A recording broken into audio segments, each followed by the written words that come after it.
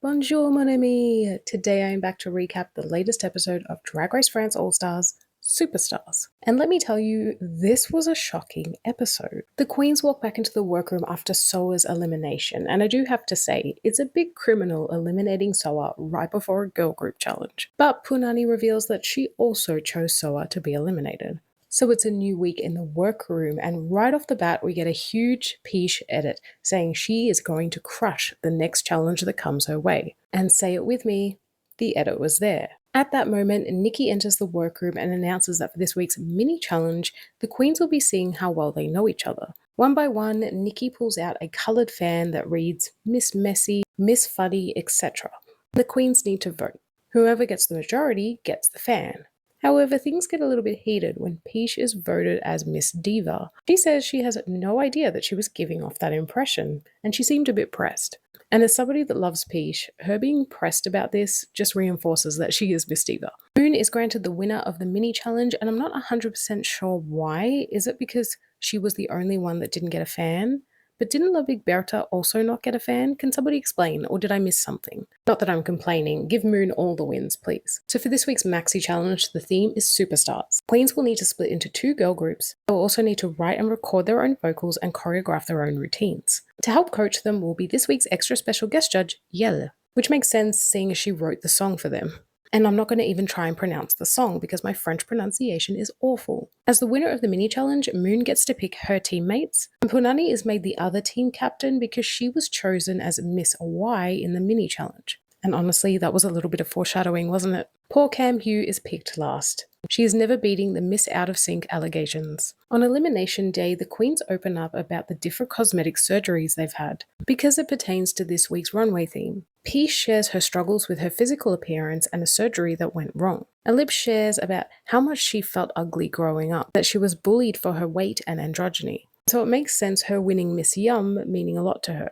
Misty, however, shares the most baffling thing that I never expected to hear her say. She says she hates her face and her biggest dream is to make herself look like Catwoman, and she's dead serious. And I was like, why, girl? You have such a cute face. Peach wisely says it doesn't matter how much you change your face, if you don't love yourself first, it's not going to matter. I really didn't expect Misty to say that. I'm not shaming her, it's just such a huge transformation to undergo at such a young age. I really hope since filming this season, she's in a much better place confidence-wise. So on the main stage this evening, we have Nikki Doll. And yes, I am once again commenting on how gorgeous she is.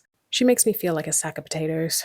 Joining her is Daphne Berkey, Shime, who looks really freaking hot as a drag king. I don't know what she was going for here, but it's hot.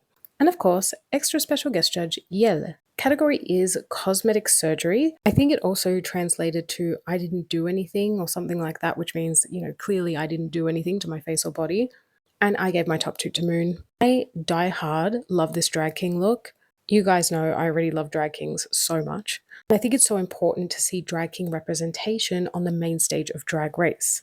But honestly, it was so hard to pick this week because this is one of the best runways I've seen on Drag Race this year. I mean, Ellipse referencing the substance was everything to me. This is one of my favorite horror movies to come out of last year. Mami Wata's insane runway. I mean, this is such a glow up for Mami. She's never done anything like this before. So up first we have NTR, and Mami Wata was the clear standout for me. Although I really liked Misty Phoenix's backspring or whatever it's called, the kind of little flip that she did. In the Supernova team, sorry, this is a terrible picture, Peach was the clear standout. I mean, this is what she does. She bodied the rest of the girls. But unfortunately, there was no English translation for these lyrics, and I refused to watch the dubbed versions. So I have no idea what they were saying. I could only focus on the flow and the delivery. So it's time for the judges' critiques, and the girls will be judged individually, not in groups. La Big Berta and Ellipse are made safe, breaking the Season 1 girl group curse, which means the rest represent the tops and bottoms of the week. First up, we have Misty Phoenix, and she is commended on her performance. However, they say her look was the weakest compared to the rest. Next up is Mami, and of course she's in the top for her star quality and energy. They loved her look, and yes, it was truly amazing, as I said. This is what an all-stars glow-up looks like. Moon is told that she has some killer lyrics that were well delivered, and of course they loved her powerful runway. Punani is told that there's always so much meaning in all of her runway looks, but she clearly looked uncomfortable during the performance. Peach is told that they have never seen anything quite like the runway that she brought on the main stage. And if you're wondering why this wasn't the top two for me, it's just because I could barely see her. Like, yes, it's big and grand, but I couldn't really see her through this liquid-like substance. But it really was an out-of-the-box runway.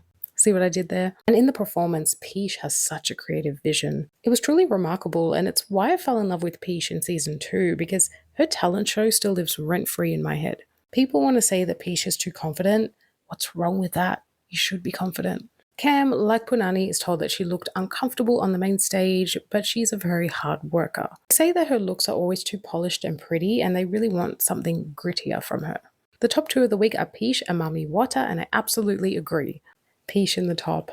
This episode was made for me. Moon and Misty are saved, which means Punani and Cam are up for elimination. In Untucked, the bottom two plead their case. Mami is touched by Punani's words and says she feels a loyalty to her season 2 sister. And Peach is equally close to both of them and can't decide.